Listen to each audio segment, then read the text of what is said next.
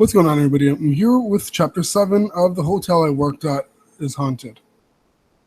So, without further ado, let's get straight into this. I sat in the basement looking at these yellow legal pads of paper that seemed to give me all the information on the congregation of his infernal divinity that one could ever desire. I will do my best to relay his information to you to the best of my memory. And before you ask, I tried taking pictures. They just turned out like the one I took of the computer screen, a blur of whatever the primary color in the picture. In this case, yellow. The original idea of the congregation of his infernal divinity, was conceived by an eccentric member of his original generation of Kennedy Colgate, before it was formed, Wilson Kennedy. Together, his friends Marco Esperanza, Enoch Phelps, and George Wilhelm, Kennedy held a meeting at a lavish super club, the Benedict. Here, he proposed the quote-unquote scriptures of the quote-unquote Bible they would follow. Kennedy chose to worship the offspring, birthed through a process of mixing of the blood of the demons Clonic, Fursalor,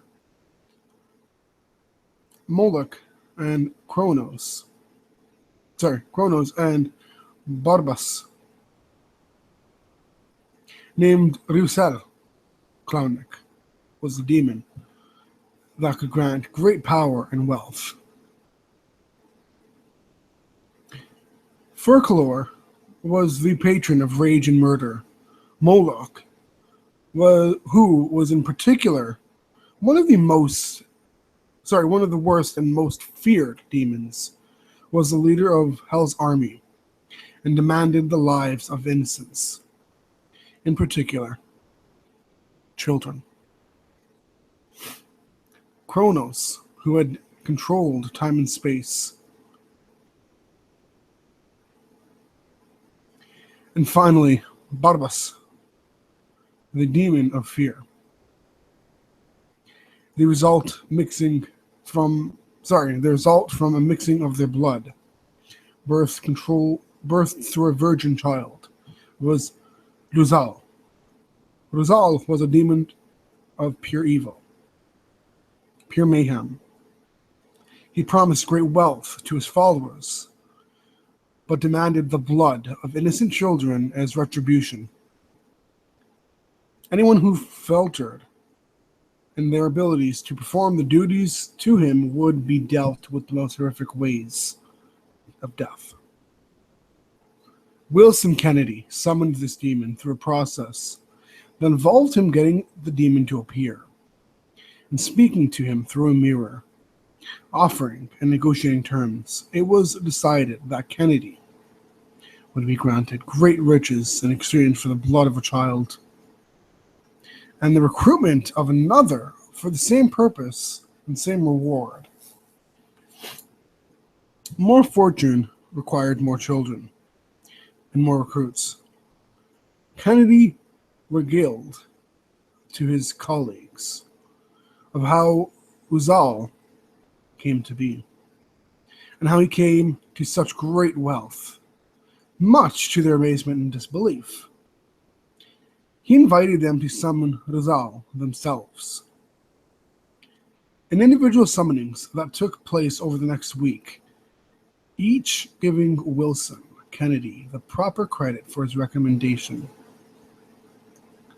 Rizal told each of the men the same terms he gave Kennedy, which each of the men graciously accepted. In another meeting, held a few days after the summonings were all complete, the men decided to form the Kennedy Colgate as a place to house all of Rizal's followers under the guise of legitimate business persons, while all were truly members of the congregation of his infernal divinity. Each man found a close friend or colleague as a recruit, and their recruits did the same. When they were at a proper age to fulfill the agreement between themselves and Rizal, the original members of the church brought in their children. Also, the cult grew generations after generations.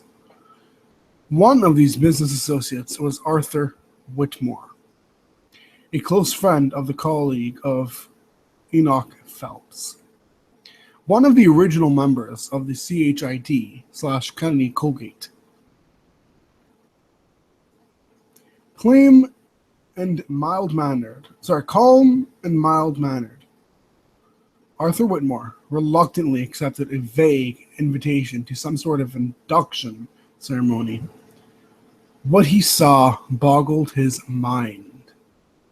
The ceremony was described in detail, almost as if one was taking minutes on a business meeting, and this log was accompanied by some grainy Polaroid pictures to better help illustrate the words. Wayne Couzens' induction ceremony. Apparently, each member who was getting inducted had to describe how they went about capturing the child they were going to sacrifice for their penance of Rizal. Wayne Couzens began stalking a 9-year-old niece of his mistress. He took 2 weeks off work to learn her every move. When not covertly spying on her, he would encourage his mistress to spend time with her sister's family, where he could get an up and close look at what would be his first victim.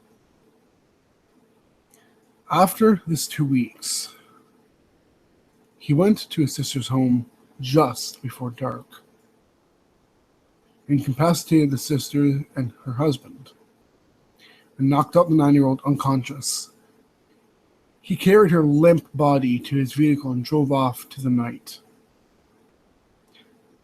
headed for a predetermined safe house to store the child until they were ready to be transported to the quote-unquote church.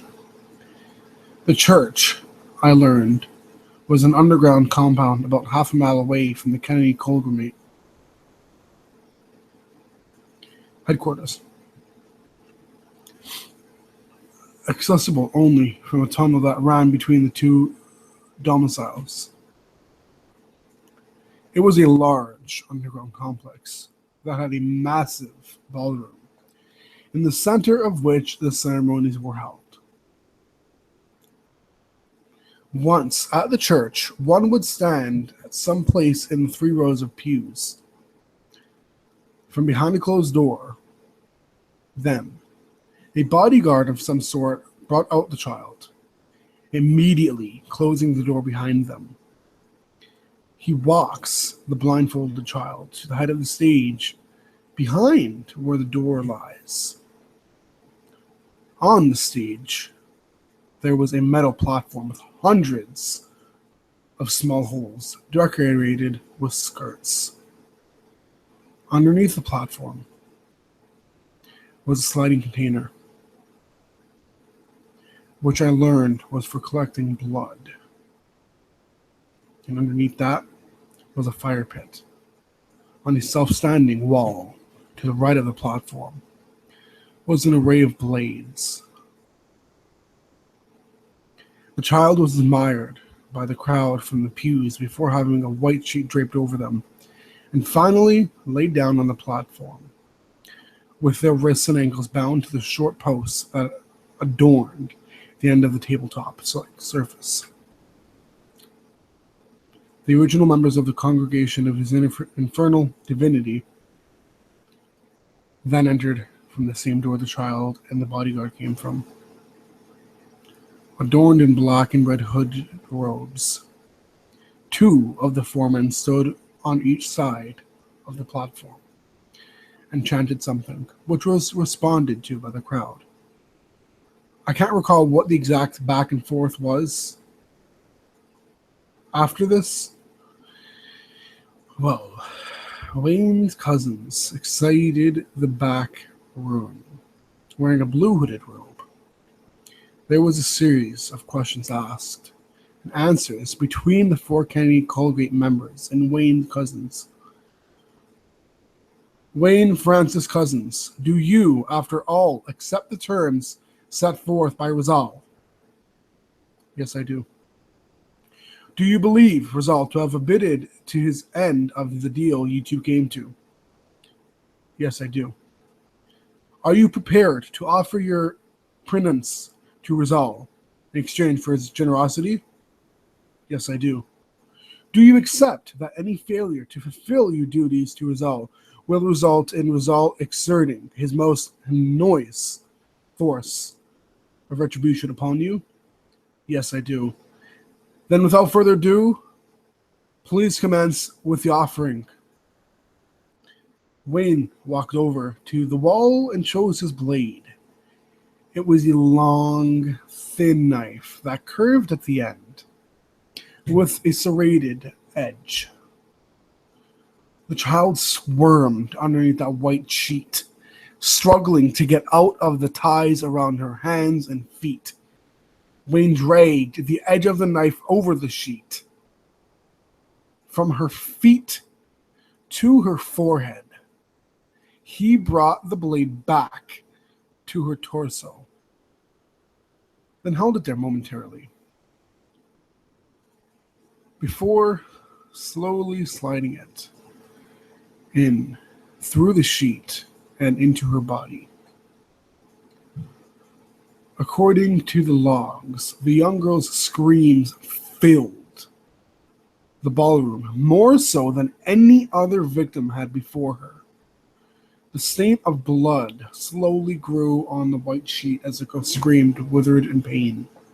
Wayne took the knife out of the girl and began vigorously stabbing and repeatedly up and down her body and her face and neck as well. After some time, the girl died from her injuries. Wayne took a bow and returned to the head of the platform. Took a bow, sorry guys. Handing the bodyguard his knife, who in turn wiped it clean with a rag and returned it to the wall. They chanted some more things I can't quite remember, and Wayne then removed the sliding container full of blood. It was like a mixing bowl that sat on a track. Wilson Kennedy then spoke. We now offer the body and blood of this beautiful innocent child in the name of Wayne Francis Cousins to the Almighty Rizal. The four other men around the podium joined in his speaking. As he giveth to us, so shall we giveth to him in return. Kennedy lit a match and tossed it into the presumable pre-soaked wood underneath the platform, and the flames roared up, engulfing the girl's lifeless body. As the fire burned, the crowd joined the five men on the stage in a chant. Once the body and the sheet were burned and charred, and the flame died down a bit, Wayne poured the blood first over the body to stifle the flames that remained on top of the covered corpse. The platform was then slid from over the fire pit, and the remaining blood was distributed among the pit to extinguish the flame. After this, everyone cheered and congratulated Wayne, with a flurry of handshakes and hugs, except for, as it was noted, Arthur Whitmore. The papers referred to him as a, pardon my French, conniving cunt, God-worshipping pussy, traitorous scum, among other things. I then read on about what happened to Arthur Whitmore. Well, apparently he went along under a charade that he was very interested in becoming a part of this congregation of his infernal divinity. He performed the summoning ritual under the watchful eye of his sponsor, Enoch Phelps, and was taken through sacrificial ceremony. He was told he had 1 month to abduct and deliver his chosen victim to a location that would be given to him on the night he planned to do the kidnapping. He spent the next 3 weeks giving made-up details about a young boy he was stalking. He told a fictional account of the boy's schedule, what the parents seemed like, what the boy enjoyed playing with, all the information that one might obtain through clandestine surveillance. It was the first day of the last week he had to kidnap his victim. He had since been to 2 other sacrificial ceremonies, as attending any and all of them was expected by a prospective member of the congregation. It was the ceremony held this night that must have sent him over the edge. There was a newborn boy. The sponsee was a woman who had waited for her neighbor to give birth. And on the night the new mother returned home from the hospital, snuck into her neighbor's house and took her newborn son. Arthur watched in horror as a small child was brutally murdered and burned before him. He told Enoch Phelps that tonight was the night he was going to kidnap his victim. Enoch told him to go home and wait by the phone while he found out which safe house he was going to be expected to drop the victim off at. Arthur sped home and waited by his telephone with a piece of paper and a pen. He received a call. His call, may I might. Shortly after getting home, and got the address.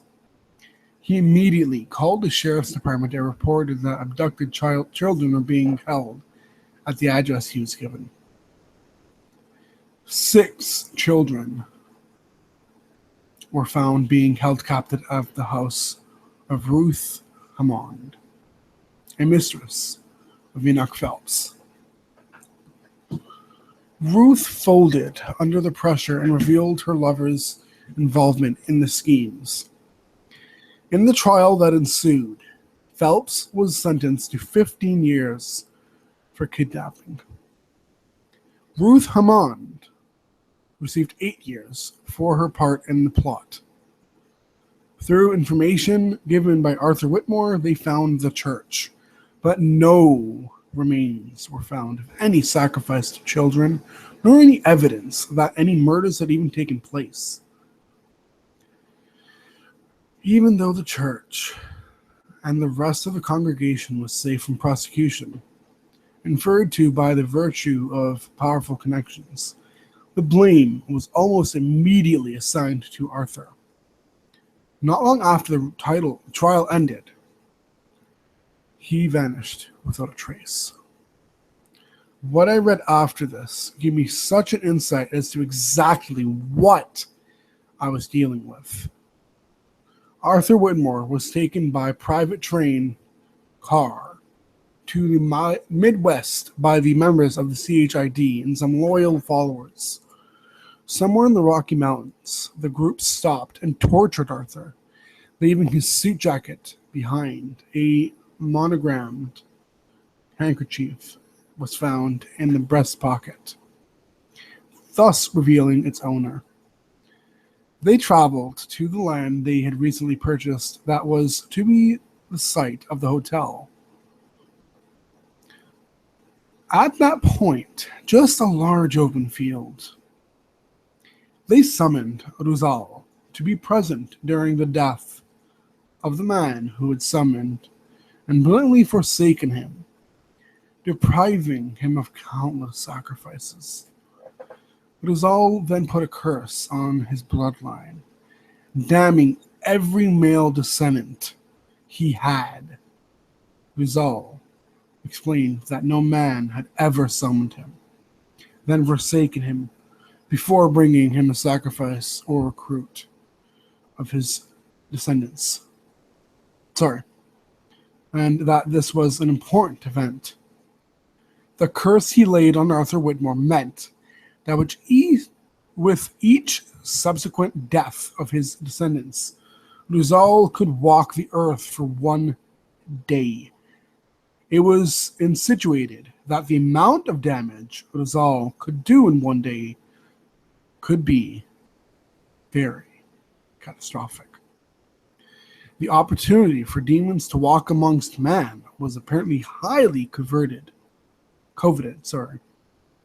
Rizal then declared that one day a chosen one would become a part of the congregation. He would grant this person the privilege to remain on earth into afterlife with one purpose.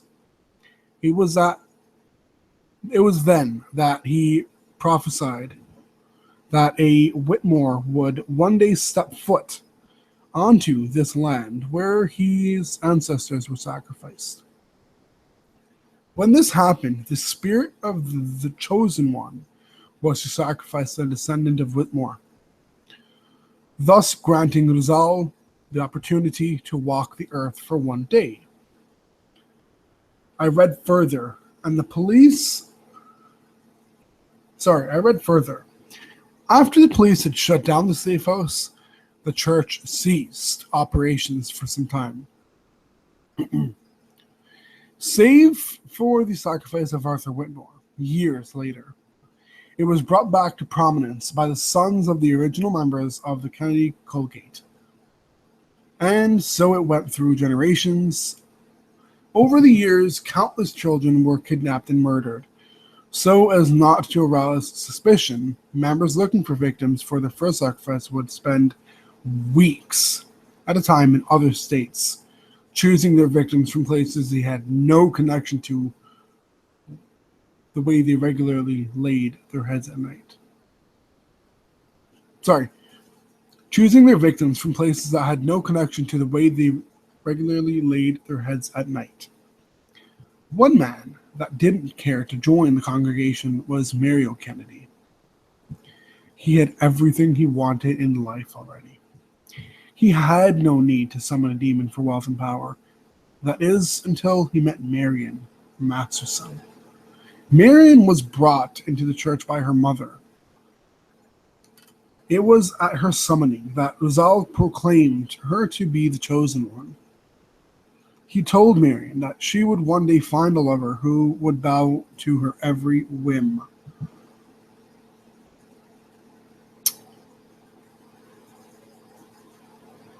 Sorry, guys, I lost track of where I was. And together, the two would bring the church to new heights. As you know, this wasn't the case. The lover she found was Mario, and Mario became so enthralled with murdering children that he eventually led to exposing and subsequent downfall of the congregation of his infernal divinity. Rizal was not pleased with his actions. He threatened to condemn Mario to hell and would have a chance. And he would, if Marion had not pleaded with him to allow her to stay. Sorry, guys, let me reread that completely. Rizal was not pleased with his actions. He threatened to condemn Mario to hell, and he would have, if Marion had not pleaded with him to allow her to stay with her. What? To allow him to stay with her on Earth after they died. So Mario would have a chance to make amends to Rizal. Sorry, guys. By helping with the sacrifice of the Whitmore descendant. Rizal agreed. Word amongst the now imprisoned members of the congregation was that Rizal and the Kennedys had gone into hibernation of sorts, only to be awoken when the Whitmore descendants stepped foot on the land. That was the end of the patent papers. I was so confused, I stood up, too fast as it were, and I got dizzy. I closed my eyes for a moment. I opened them to find myself in the middle of a large field. Wow, isn't that a surprise? I was frozen in fear. I heard the crunching of cold grass behind me and I spun around. A man I had never seen stood before me. Were it not for me, all of your colleagues in the hotel make fast meals for Rizal. What? Do you not find it strange that no other person, no one soul, sorry, do you not find it strange that no other person nor other soul can see the things you've seen? Well, yeah, I've been in the hotel for a long time, Nicholas. Who are you? Arthur Whitmore. I didn't know what to say. Just a week and a half ago, I'd never seen a ghost. And now I was in the middle of a goddamn child sacrifice. Here to the worst possible throne, ghost cult demon conspiracy. What is the point of all this? Obviously to not die so the demon can't walk the earth. But what if I just leave the hotel? Can they follow me? The Kennedys and Rizal have been dormant for the last 20 years. That much time down, it takes time to reach the power they once had. Their interactions with you have increased in severity over time. Have they not? Oh, they had. Once they reach full power, the Kennedys will have free reign. Through my own efforts, I have contained them to the hotel and made it so their influence can only be felt by you and no one else. Soon, they will be able to freely move around the world and kill again, something they have not done for 2 decades, and will be eager to partake in that. They will stop at nothing to please Rizal. And that means they will never stop hunting for you. You must stop them. And how might I go about that, I asked. Halfway tempered to just kill myself, since I was going to definitely die soon anyways. Better a bullet in the brain than getting stabbed and having my body burned, doused with my own blood, right? You must arm yourself with the holy relics and sacrifice Mary and Marion Kennedy.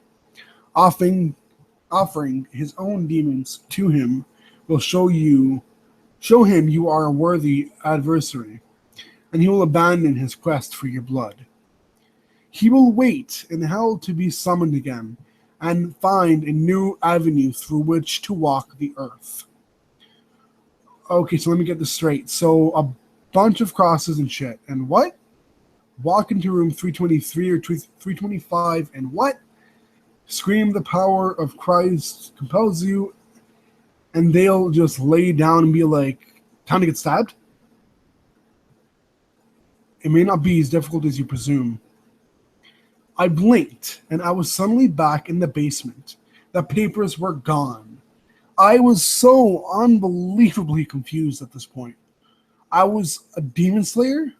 Wait, no, I wasn't. I was a goddamn float position worker at a failing historical hotel. I thought back to my job application. I'm relatively, not positively, but relatively sure that it's not in my job description. I thought back on my life. Nothing, even near a fraction of this, had complexity and adventure had ever been bestowed upon me. I thought about it and decided I was going to see this through to the end. I was going to heed the advice of my ancestor and save countless people from dying horrible, horrible deaths. I, Nicholas, am going to confront Mario and Marion Kennedy. Thank you, everybody, for listening. I really hope that you guys enjoyed this. As always, if you guys have any of your own stories you guys would like to share, emailing me in the email is in the description down below. If you guys email me at, that is my personal email, and I will not accept them on any other emails, such as the email for this YouTube account. There are reasons behind that, and I'm not going to get into that. Now, really quickly, I'm going to answer something. I don't remember if I answered this yet. Somebody asked me on social media, why do I not leave the link to the story? Now, the reason why I don't do this is, one, if I do this, it's basically like giving the robber my money. I'm giving them what they want. And I'm not saying don't give you guys what you want, but that comes in bits at a time. You got to basically work up to it, I guess. I don't know how to say it. Basically, if I give you guys a link, you guys can go to the next chapters, of which I haven't read yet and posted. So that is the reason why that happens, and why it doesn't happen, rather. I do apologize. I know somebody else asked why I say the Colgate instead of whatever word it is. I mentioned, I believe, in the first or second chapter, I don't know how to pronounce the word, and it's obviously not Colgate, but they figured that out, and so they said why I say Colgate, but yeah. But anyways, obviously, any questions you guys have, comment section down below, or on Twitter, or Google+. However, even by email, again, personal email, or this email, gangsterwithin100@gmail.com is the only way really to get me the quickest. You can go on social media, but everything gets by email to me, and that's usually the first place I see it, and that is sometimes why that's usually why I don't always know where certain comments come from. Somebody else asked me about that. So, anyways, guys, thank you so much for listening. Rate, subscribe, and comment if you guys would like to see more of this, or as I mentioned earlier, if you guys would like to share with me your own personal, scary, creepy, or weird experiences.